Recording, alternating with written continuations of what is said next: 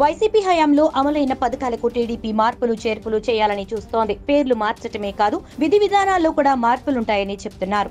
అమ్మఒడి మొత్తాన్ని పెంచి తల్లికి వందనం పేరుతో ఇస్తామని చెప్పి గతంలో కూటమి హామీ ఇచ్చింది. వైసీపీ హయాంలో ఒక్క బిడ్డకే అమ్మఒడి వస్తే తామెంతమంది పిల్లలున్నా అందరికీ ఇస్తామని కూటమి హామీ ఇచ్చింది. ఈ హామీని ఇప్పుడు నిలబెట్టుకోవాలని డిమాండ్ చేస్తున్నారు వైసీపీ నేతలు. తల్లికి వందనం పథకానికి సంబంధించి సోషల్ మీడియాలో వస్తున్న లీకులు ఆందోళన కలిగిస్తున్నాయని చెప్పారు మాజీ మంత్రి సీదిరి అప్పలరాజు.